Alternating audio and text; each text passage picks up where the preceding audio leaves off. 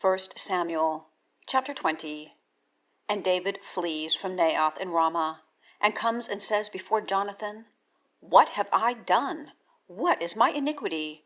And what is my sin before your father, that he is seeking my life? And he says to him, Far be it, you do not die. Behold, my father does not do anything great or small, and does not uncover my ear.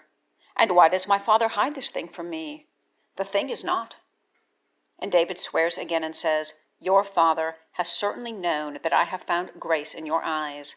And he says, Do not let Jonathan know this, lest he is grieved.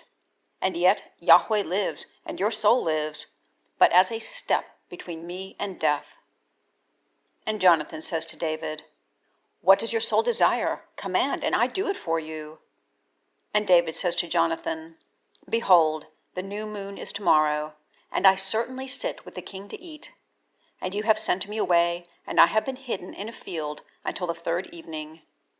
If your father looks after me at all, then you have said, David earnestly asked of me to run to his city of Beth-Lehem, for there is a sacrifice of the days for all the family. If thus he says, Good, there is peace for your servant.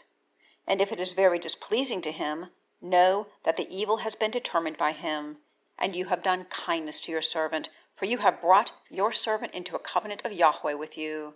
And if there is iniquity in me, put me to death yourself, for why is this that you bring me to your father? And Jonathan says, Far be it from you, for I certainly do not know that the evil has been determined by my father to come on you, and I do not declare it to you. And David says to Jonathan, Who declares it to me? Or what if your father answers you sharply? And Jonathan says to David, Come, and we go out into the field. And both of them go out into the field. And Jonathan says to David, Yahweh, God of Israel, is my witness. When I search out my father about this time tomorrow or the third day, and behold, there is good toward David, and I do not then send to you and have uncovered your ear, thus Yahweh does to Jonathan. And thus he adds, When the evil concerning you is good to my father, then I have uncovered your ear and sent you away, and you have gone in peace. And Yahweh is with you, as he was with my father. And not only while I am alive do you do the kindness of Yahweh with me, and I do not die, but you do not cut off your kindness from my house for all time, nor in Yahweh's cutting off the enemies of David, each one from off the face of the ground. So Jonathan cuts a covenant with the house of David, and Yahweh has sought it from the hand of the enemies of David. And Jonathan adds to cause David to swear, because he loves him, for he has loved him as the love for his own soul. And Jonathan says to him, Tomorrow is the new moon, and you have been looked after, for your seat is looked after. And on the third day you certainly come down, and have come to the place where you were hidden in the day of the work, and have remained near the stone of Ezel. And I shoot 3 of the arrows at the side, setting out at a mark for myself. And behold, I send the youth, saying, Go, find the arrows. If I say to the youth at all, Behold, the arrows are on this side of you, take them and come, for there is peace for you, and there is no adverse word, as Yahweh lives. And if thus I say to the young man, Behold, the arrows are beyond you, go, for Yahweh has sent you away. As for the thing which you and I have spoken, behold, Yahweh is between me and you for all time. And David is hidden in the field, and it is the new moon, and the king sits down by the food to eat. And the king sits on his seat, as time by time, on a seat by the wall. And Jonathan rises, and Abner sits at the side of Saul, and David's place is looked after. And Saul has not spoken anything on that day, for he said, It is an accident. He is not clean, surely not clean. And it comes to pass on the second day of the new moon that David's place is looked after. And Saul says to his son Jonathan, Why has the son of Jesse not come in, either yesterday or today, to the food? And Jonathan answers Saul, David has earnestly asked permission from me to go to Beth-Lehem. And he says, Please send me away, for we have a family sacrifice in the city, and my brother has given command to me himself. And now, if I have found grace in your eyes, please Let me go away and see my brothers. Therefore he has not come to the table of the king.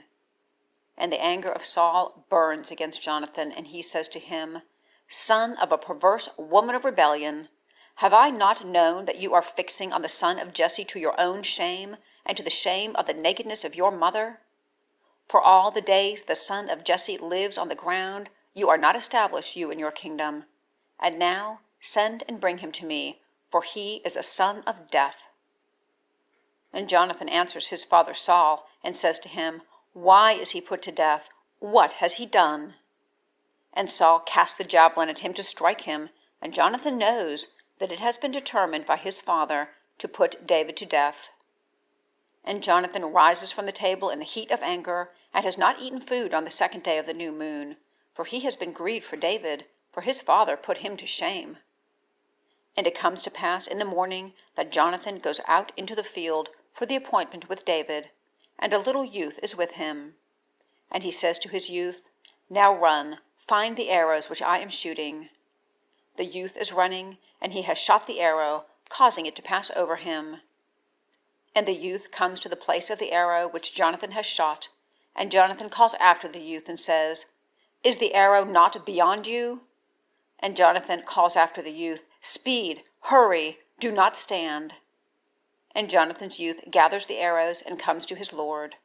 And the youth has not known anything, only Jonathan and David knew the word.